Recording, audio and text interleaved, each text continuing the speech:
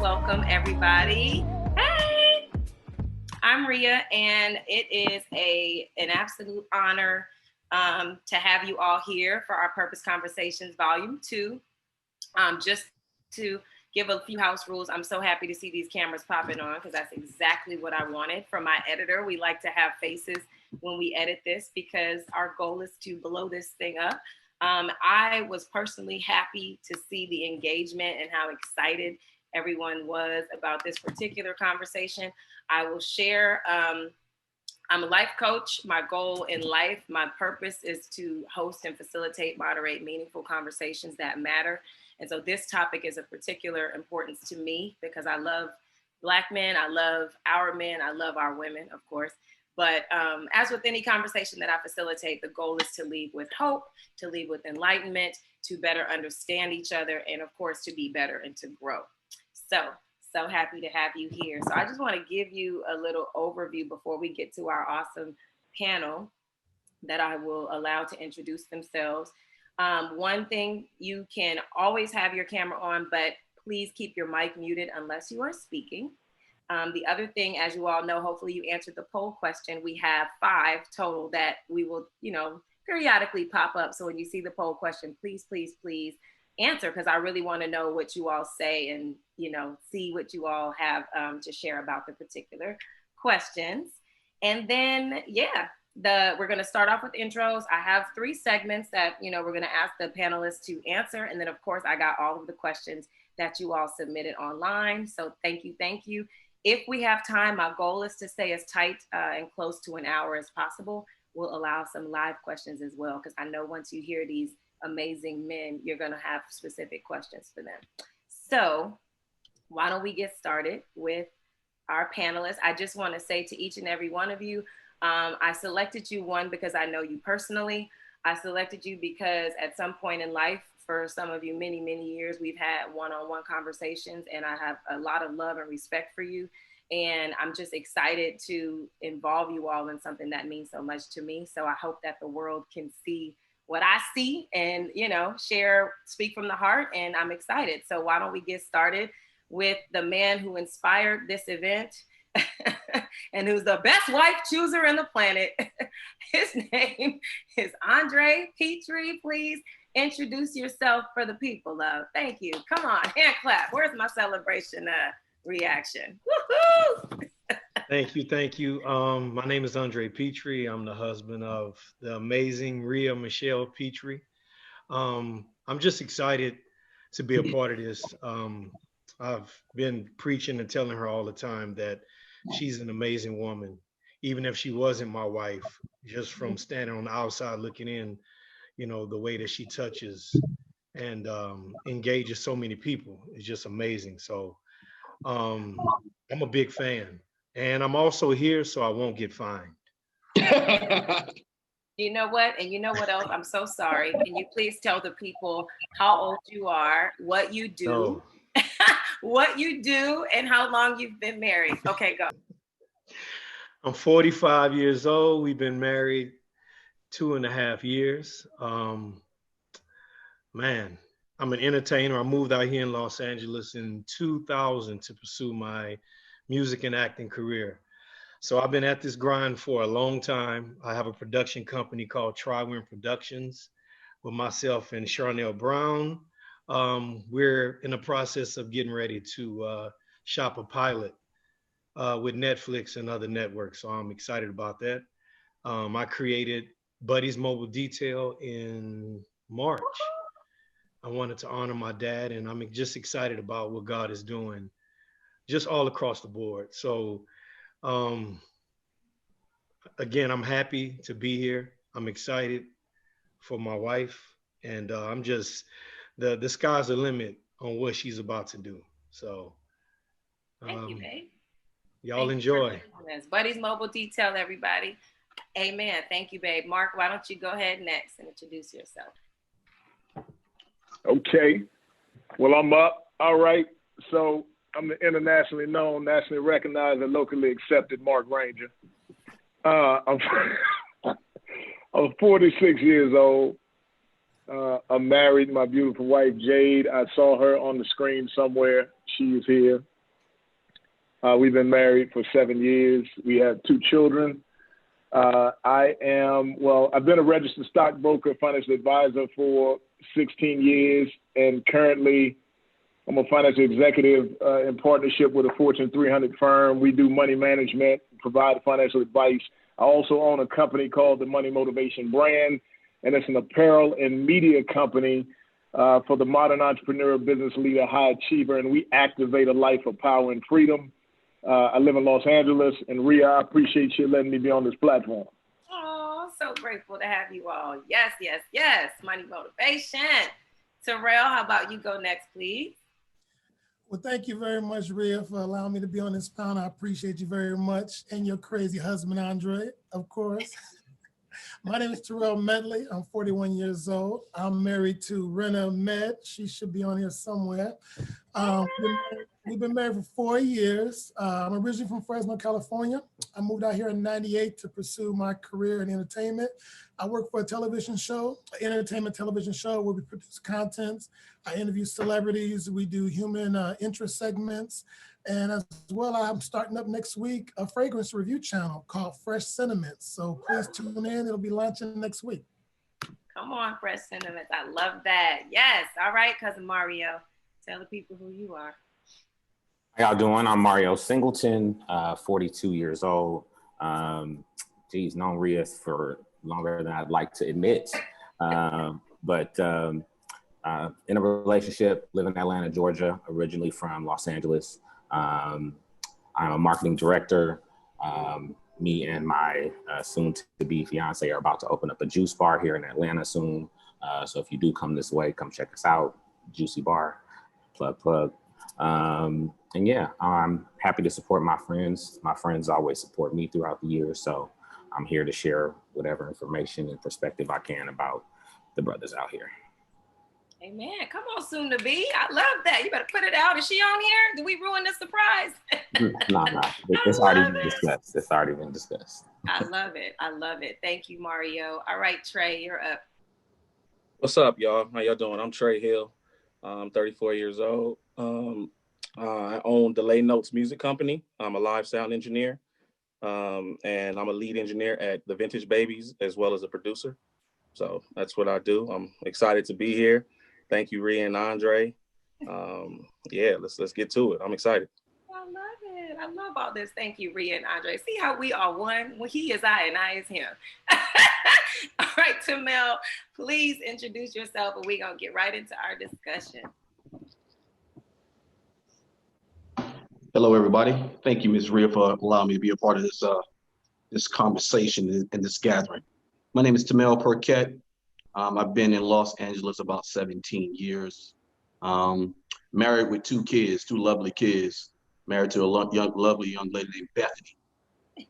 She's something else too, though. With that being said, I've been a part of the STEM programs ever since I've been out here. What I mean by STEM is technology and engineering. I've been working as an executive recently for a new novel transportation company. Company's called Virgin Hyperloop. So essentially what we're trying to do is move people in a pod through a tube at essentially 700 miles per hour. So that's my latest baby in the world. Outside of that, from an entrepreneurial spirit, I just launched a athleisure organization, a company called Beef Out, which essentially means belly full of want to. Talking about the spirit and fire in your body to do what you want to do and gather your aspirations for the future. So nice to be here. Look forward to having this conversation. Come on, B5. I can't wait. We got all these launches coming up, you guys. We're going to make sure that before we leave tonight, each and every one of you all are supported in your endeavors. So I'm excited to have you here. So as I mentioned, we had some additional people join. You guys are amazing. Thank you so much. Just to give a little background, the purpose of this. Oh, come on and share. This is what I love about these interactive, engaging shows.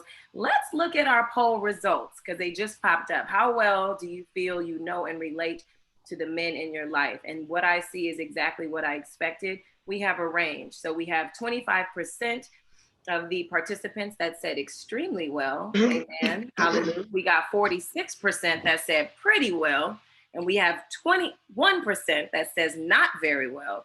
and then 7% can use some help. So I'm excited. Not anybody on this call is an expert. I don't even know if the men are an expert. I'm just kidding, and knowing themselves. I hope, but I'm excited. So yes, guys, as I was saying, what inspired this event and transparency, as you know, Rhealism is about real talk with real people, real life, real love, and real relationships. I often, Andre and I have been married for 2.5 years, going on 3, and very often I just find myself,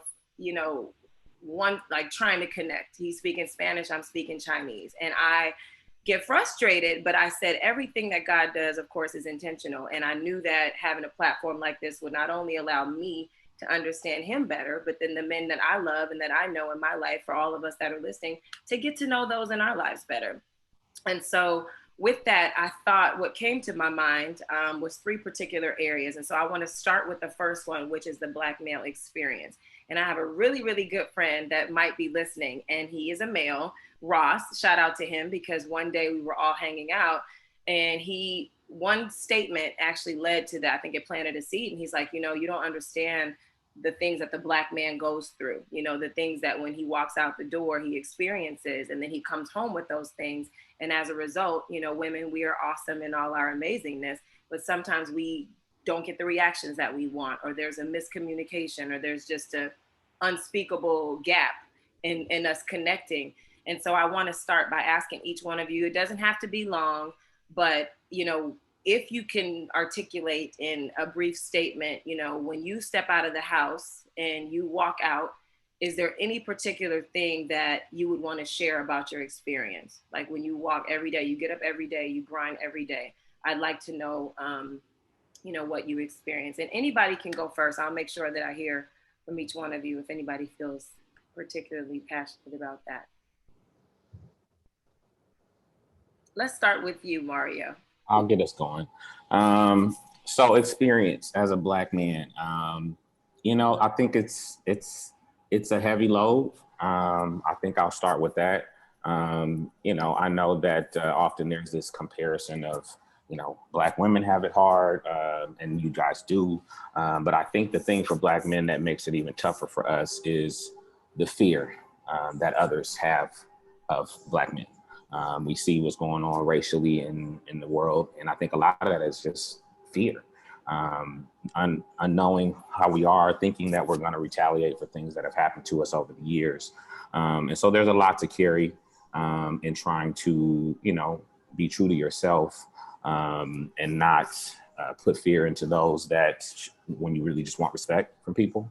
And so I think, especially in the corporate arena and in business, overcoming those kind of hurdles and things that you may not see coming, it definitely makes it tough to be a brother. And honestly, I'll say a lot of women are doing astounding these days, and in some cases a lot better than us men. And so, trying to raise your level of your life, and so that you can be on a page where you can, feel like you are bringing something to the table, to your mate, to those in your circle, representing for the young people that look at you. It's a lot of responsibility. And I think, people don't necessarily see all that we carry because we're taught to, never let them see you sweat, or, not be, soft or emotional or things of that nature. So it can be tough at times trying to deal with everything and all the stress that you deal with, and still keep your head up. I'm so glad that you spoke to that, because I think that's exactly what I wanted to hear. I mean, for all of you, as you mentioned in your introductions, you have variations of backgrounds. We've heard entertainment, we have corporate, we have entrepreneurial ventures that are starting. So I would love to, and thank you for that, because I think, Mario, you touched on a little bit of how you were socialized, how you were raised, what you deal with in the society, what you deal with corporately. So I'm grateful to hear that. Does anybody else want to jump in on that? Yeah, I'll jump in, Rhea. I think we struggle. I'll put in terms of what we struggle with, what I've struggled with over time, just growing up, is one is just identity. I mean, one of the biggest problems we have growing up is just figuring out exactly who or what we are. We're going to get a lot from our parents, but in the world, when we start to move, the identity piece, it's not clear for us. as it is for a lot of other cultures. And that's a struggle. And then secondly, then we get labeled. We get labeled, in particular in a white crowd. It's like an immediate and unconscious, many times, or conscious prejudice based on, that's placed on us, let me say it that way, that we got to overcome. It's like a credibility gap, in particular in the business world. You know, we walk in a room and they immediately feel like we might not be able to accomplish or do the same things their white counterpart can, and they've never met us. And we got to overcome that. That's why you always hear the cliche about us having to work twice as hard. Well, it's true, because there's a credibility gap because we get labeled when we walk in those circles. And then the fear that Mario mentioned, but from a different angle, I'll take it. In addition to what he said, it's a lot of trauma is a very strong word, but there's no other way to put it. I mean, you got racial inequality that you'll experience. You got money gaps that you'll experience. Then you add the police on top of that. And whether I experienced it or somebody in my circle experienced it, we're all connected to it. It's a shared experience with that. And then we also take on the responsibility of wanting to lift others out of the circumstance they're in. So our family, our parents, the people connected to us. So you combine that fear with the responsibility of lifting others out. Most of us, we're walking around with a lot of weight every day. God, I know. And I'm so grateful. You guys are, woo, I want to snap my fingers and put my lighters up. Does anybody else want to share that? Thank you, Mark, for sharing that. That is deep. We also, from our childhood, deal with the raised, like the fear they talked about. Sometimes we're raised from the fear of our parents. You know what I'm saying? Not wanting us to endure certain things or encounter certain things, or maybe the neighborhood we live in, they see the things that's going on, so they put those fears on us, and that indeed, we do lack identity from that. We go outside and we are enticed or the peer pressures of wanting to be with the homies or do certain things that ain't even in our nature or feel comfortable with, you know. So I just wanted to touch on what Mark and Mario talked about, but coming from a raising standpoint, our parents put that pressure, that fear on us sometimes too. Mine was a little bit different because my dad, from the jump, it was so much that I was into at a young age. So the pressure that I feel now is how he always encouraged and pushed me to never settle. So it's goals that I had as a kid. Like I can remember as far as 5 and 6 years old, wanting to be as big as I can possibly be in this entertainment business to help others. So the pressure of me being 45 and not reaching what I saw back then. So I feel that pressure. And one thing that I always share with my wife is that I thought I would have so much more prior to finding my wife, because I always wanted to make sure that the security financially, just certain things that I wanted to have before I met that special woman. And the pressure of that and being, now a husband, sometimes it can weigh, because as men, we have goals that we set. And a lot of us want to have those goals met before we meet that special person. And then you have the combination of, okay, now I have someone else to be responsible for, but I'm still trying to fulfill my dreams. And that's a lot of times, a lot of men, we talk about it amongst each other, but it's hard for us to talk about it with our girlfriends, wives, because it's heavy. We have a lot that we want to do. And until we have those those uncomfortable conversations, we're gonna stay in that circle. I've had to have those uncomfortable conversations because it's like all you guys have been married prior to me. So like y'all been married longer. So with the exception of Mario. So just watching and I'm like, man, you never know until you get into it. It's like it's just not added, but you just want to make sure that you providing for your family and you doing what you got to do. So walking out of the house every day is like, I got to make sure, number one, that I'm making sure that I'm not losing what I need to do as Andre Petrie, but also making sure, you know, as a husband, I'm doing my part as well. So Thank you. Thank you, babe. I appreciate that. Thank you for sharing and being transparent. Smell, I you want want to, to add on yeah, I that? want to, yeah, I want to add one thing. I want to go back to the question itself. You know, you was talking about experience as a Black man today and what's going on.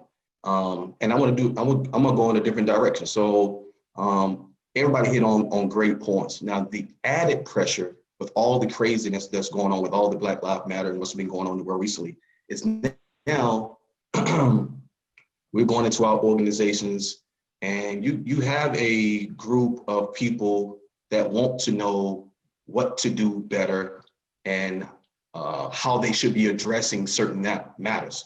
Now you're in the situation, now you got to teach, an additional pressure to communicate and teach what's going on in our community, because there is a imbalance of what they've been, or the lens they've been wearing their entire lives. So I just want to put that difference. That's another scenario of pressure to communicate and teach to another whole community, another ethnicity, another group of people of what we're dealing with, what we've been going through. The question that you're asking, now we have to actually teach that into the community.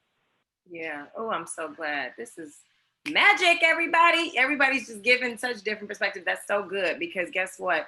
I love to learn. I know as women, I would hope that none of us will posture ourselves against, you guys. And I think the goal of, and what I heard from each one of you is, pressure. I heard burden. I heard responsibility. I heard leadership.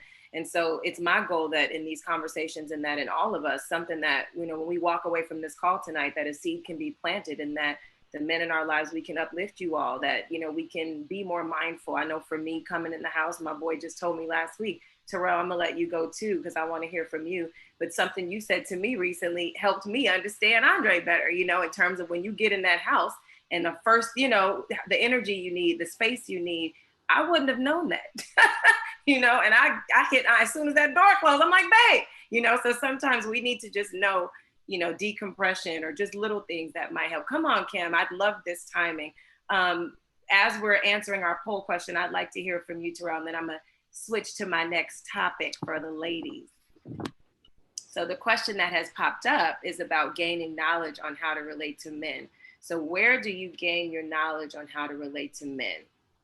So we've got some options: personal experience, through your guy friends, through a father figure, parent or dad, your homegirls, which many of us do, through books, TV, internet. So where would you say you get the most knowledge on how to relate to men? I know I'm an avid book reader, podcast listener, movie watcher, reality show watcher. So I can check all of those things off.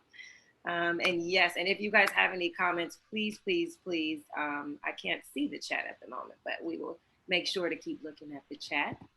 We're doing great. We're doing great. All right, Terrell, did you have anything you want to add on that before I switch to the topic that I can't wait to talk about? Well, no, I appreciate everything everybody's saying. And I know Andre, and I really appreciate his vulnerability. I like how Tamel switched it up, because I would come from that perspective, just being an example with everything going on with the Black Lives Matter. And it seemed like post George Floyd, it's been a lot of pressure, or even more heightened pressure, just for us to be an example. And I like how Tamel made that point about the responsibility of being a teacher. I haven't really knew what I was feeling, but I think that is what I was feeling, because I told myself I was feeling the pressure of being more of an example.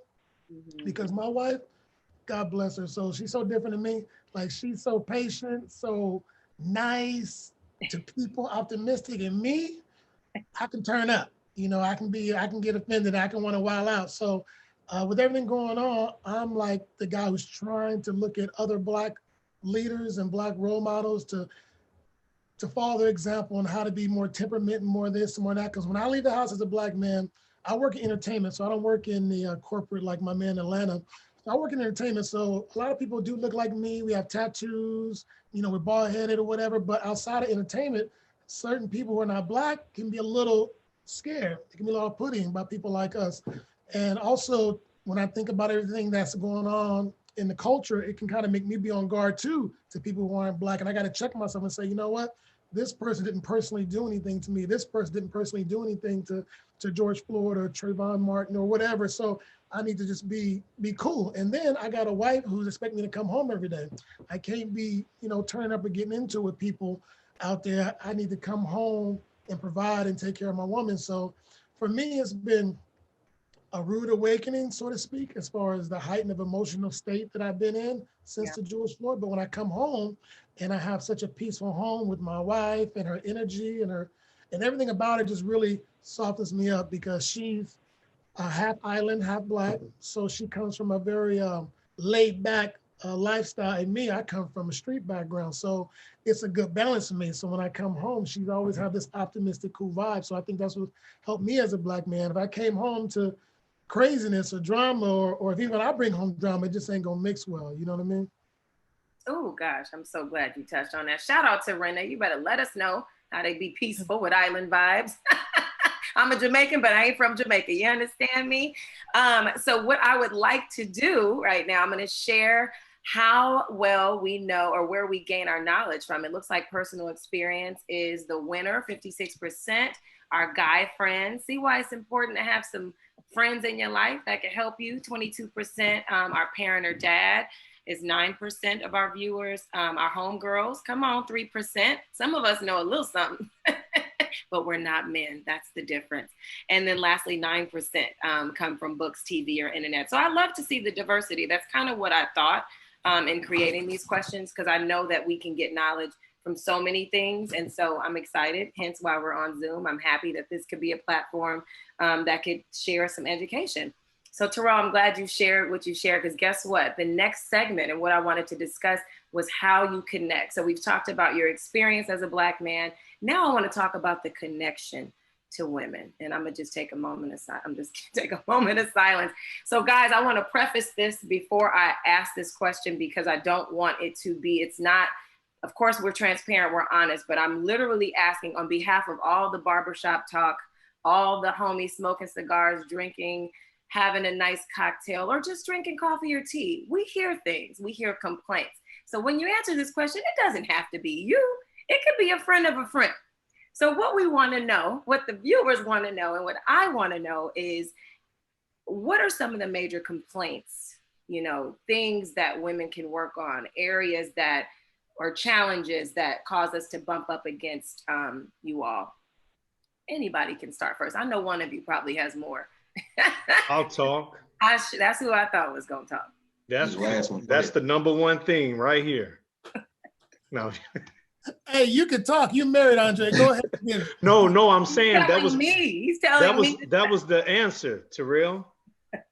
Quiet sometimes. But let me mute. I don't. Can you ask that question one more time so I can make sure I answer? You want to jump first now. Basically, it's a blessing and a curse to be married to a host. You understand? This is my passion and purpose. I just need to know how to balance it. That's what I heard. So the question that I'm asking to each panelist is, what are some of the frustrations or the major complaints that men would have about women? I can say the smart side comments, like, I'm just speaking from, I'm gonna be transparent. I don't like the side comments. Like, if we are, I'm gonna use a simple one. If you ask us a question, we don't have a 1A, 1B, 1C. We're gonna answer what you asked us. Like, if you say, is the sky blue? And we look at it and it's blue, it's blue. But if you want to ask us something else, then get right to that point. That's just, it's a lot for me, because my, my patience is at a zero at times. So, but for the most part, like I said, it's just, that's one of the things that I have to work on, is the patience part. But I just know from hearing a lot of guys, chopping it, sometimes they just want it. For me, less is more. Like, sometimes we don't want to talk as much. Sometimes if we have a disagreement or something happens, a lot of guys want to process it and say, you know what, I'm gonna get back to you, because we we both at a level 10. So no one is going to win at that point. So I feel like if the man is really, if he really loves you and cares about you, then he's going to come back. But when he's able to, because a lot of us weren't taught to sit down and talk it out. A lot of us, we have an escape. We exit stage right, and whatever that vice is that they do. Some people go work out, hoop, smoke a cigar, drink, ride, whatever, wherever it is that they do. But eventually they're gonna come back. So just one of the things, just giving the situation time to breathe. Thank you, babe. Thanks for sharing that perspective. So I got something to say. Please, Tamel. All of you guys. So Rhea, just to let you know, I don't have any complaints about women. But at the barbershop I was at a couple of weeks ago, I'm gonna tell you what they told me. What they told you? Hey, take him off the screen. Come on, babe. Go ahead, Tamel. What they say at this is exactly. It don't have to be you. It could be a friend of a friend. What's the major complaint you heard at the barbershop?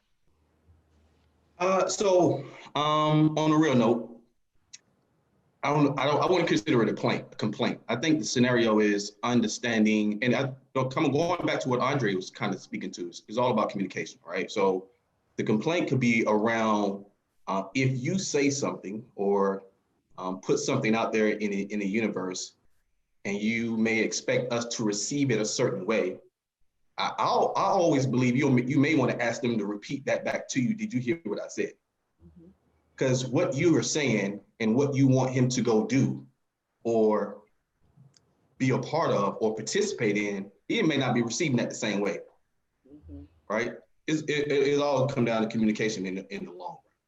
So we call that reflective listening for the therapists out there. Absolutely. And I think that goes across the board in all the conversations. Yeah. Yeah. Well, I think it's interesting that people say communication is key. Communication is key. And my husband just told everybody he don't like to talk. So what a challenge. How are we supposed to do that? Just kidding. Go ahead, Trey. I believe we're not taught to express emotion. Like women, y'all are very well at look, this how my day went. My day went like this so-and-so, and she did this and this and that. But I don't know. And then y'all will jump to a whole nother topic, and then y'all will be on that topic. But then that topic has a whole outline of a breakdown to another topic. And we just sitting there like, man, wow. Okay. And then you ask us, how was our day? I'm just trying to put food on the table. I don't know how to tell you to, and then, then we sitting here thinking like, dang, well, how did I feel today? Because we just leave the house and we talk, we talk to demand respect, have some pride. We met with certain circumstances where we come home, somebody could have rubbed us the wrong way that day. And in our head, if we didn't handle it a certain way, we kind of feel a certain way. And then we definitely don't want to talk about it because then, wait, now I got to process, did that person punk me? Or did they say something? Or do I got to go back tomorrow and do A, B, and C? So, and that's what Terrell talking about when he say turn up. It's a lot that come with that. But as far as how the way y'all process things in a way, my wife's amazing, right? So my wife is great at asking questions.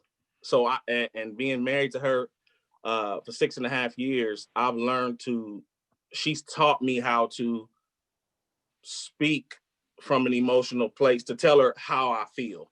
Like, okay, this is how I feel. Not automatically jump into I'm upset or I'm angry. No, like let's really talk about it. What happened?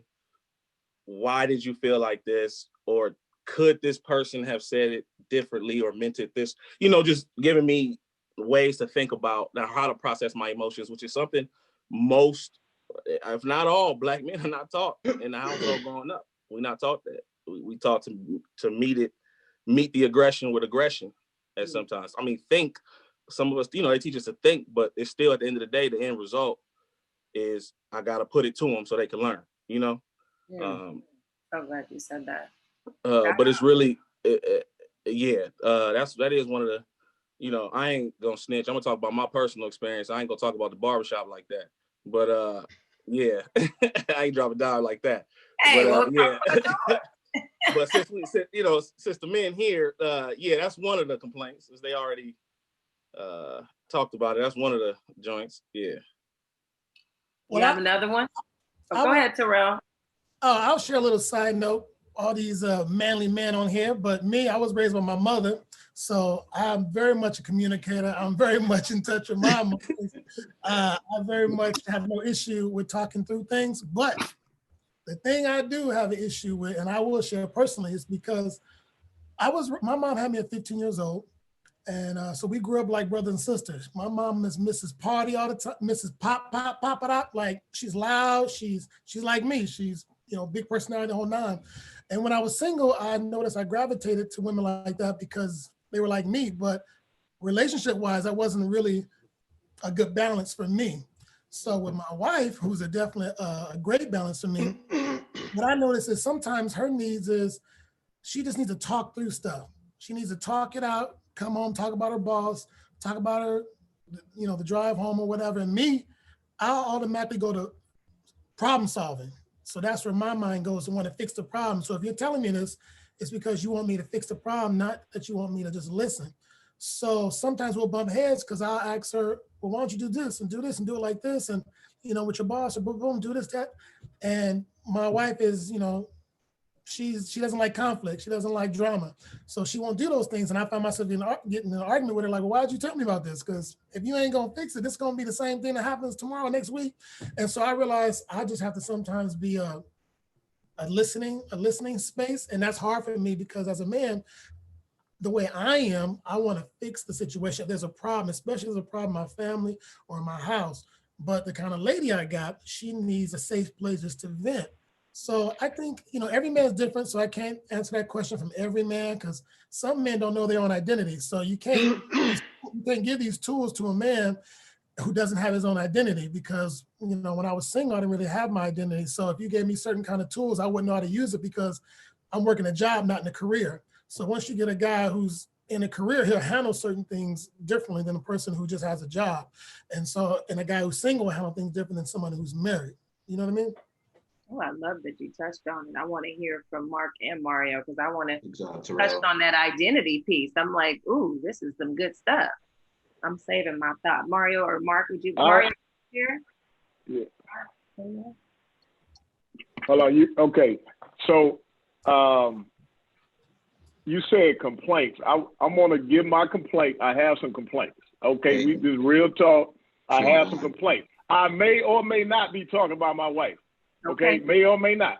We all live. But this is okay. So for men, in my experience, respect is job one because of how we're made. And that is paramount in all scenarios that we operate in, is feeling respected by the woman that we married or the woman that we with. And when that doesn't happen, it's a huge complaint. Secondly, I'm putting in the bucket of, I'm going to say femininity, and I know that, that's a dangerous bucket to go into, but I mean it from a competitive spirit, meaning if we feel like you're competing with us, that becomes an issue. That becomes a complaint. We don't want to be you. We don't want you to be us. And if you're competing with us on issues, that creates an issue for us. Accepting differences is key. Like, we're different. We're not the same people. And if we can embrace those roles, however y'all want to define that, but I have a way I define it. But when there's no ability to embrace the roles that exist in the dynamic of a man and a woman, that's frustrating for us. And then when you try to control everything, because everything don't need to be an issue. And if you try to control us, then it's a problem. And so those are the things that I've experienced that in my personal life and in my experience with my friends are some of the biggest bucket rocks of things that become complaints or issues that we are talking about or got to vent with each other about so we can go have a drink. But then we can't even do that because we got to hear about that because we can't go out with our friends. Cause I see you, Bethany. But that's just part of the game. So those are the things that I've experienced as complaints, really. Oh, and I'm telling you, I want a part two so bad because I had to pull my pen out and take some notes. If we have time, I absolutely want to touch. You gave me 3 things. Mario, please share, so I want to get to everybody.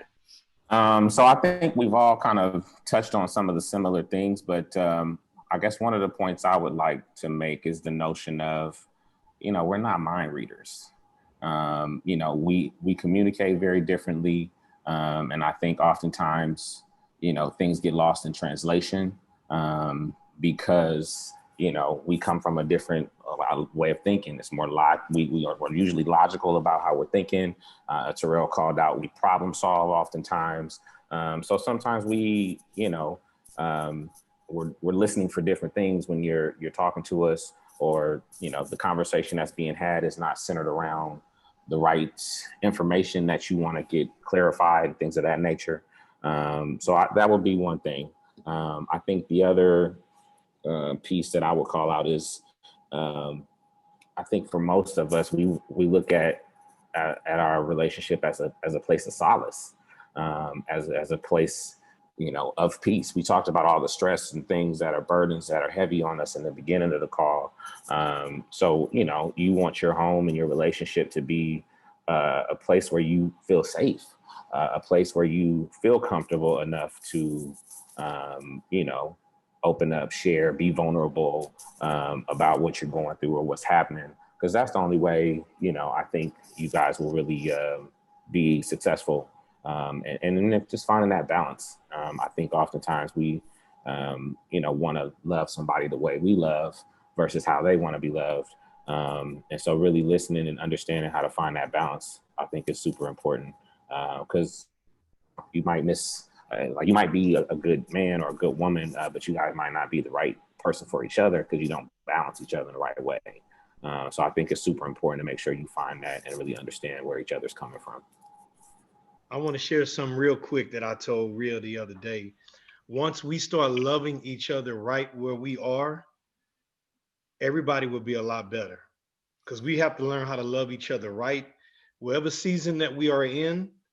Because, like I said, that's another pressure that men feel, especially when we already have pressure that we put on ourselves. So just learning how to love each other right in the position or the season that they are right now, because with the way things are going, everything is, things can change in the blink of an eye. This time last year, look at where we were. Now look at the whole world. God is getting our attention. We don't have a choice but to make some changes. We don't have a choice. Like, everybody's on the same level now. I don't care how much money you have, your status, we all at home, period, point blank. So at any moment, something can happen. So we have to, that's one thing I'm learning, to love my wife and just love the situation right, just at that time, like, embracing the moment, because we get so caught up in the future, but tomorrow is not promised. Well, thank you. Thank you. Preach. Rhea, real quick. Yeah. Part of that, the first question you just asked, was that it also was complaints and connection? That's what I'm going to go right into after that. Okay. So I'm glad. Yeah, it was mostly, I just wanted to hear, what are some of the frustrations, and what I heard, just to do some reflective listening, were respect is paramount, not trying to take on, I heard masculinity and femininity. We're going to have to touch on that if we have time for an after show. But that competing energy, I struggle with that. A lot of alpha females or women, and I'm not really alpha, but women that are taught to be independent and to have to go out there and make things happen. Sometimes we can't see, the lines is blurred. And so when you come up against that energy, then all I know, is to do that. So I've heard that. I heard embracing roles, which we didn't hop into too much, control, finding balance. I heard all of those things. Talking too much. I heard that loud and clear. But yeah, so I'd actually want to segue into that connection piece, because I don't want it to be all about what complaints, but I know sometimes when women get together, or even when we watch things, or when we hear things, we can think that we are, it all day, every day. And I share this a lot in my YouTube videos, the single Rhea, and my personality and all the greatness and glory. There's so many aspects of that is not conducive to married Rhea. And I'm okay with that. That doesn't mean I don't love myself, but you all know me, like the ones that have known me prior. Sometimes we have to adjust and bend and learn new ways to connect. Because like Mario said, you know, the goal is to balance and not to do this. And so as we learn how to balance, especially if God gives you someone that is polar opposite from you, that's hard. It doesn't just go like this. Another time and another conversation, but I'm just grateful that you all touched on that. So let's talk about some tips. There was a poll question that I did ask, and I want each of the panelists to answer this because I want to hear from you guys. All gave me your different perspectives. Some of you communicate, some of you don't. I want to know what you all believe the best way into a man's heart is.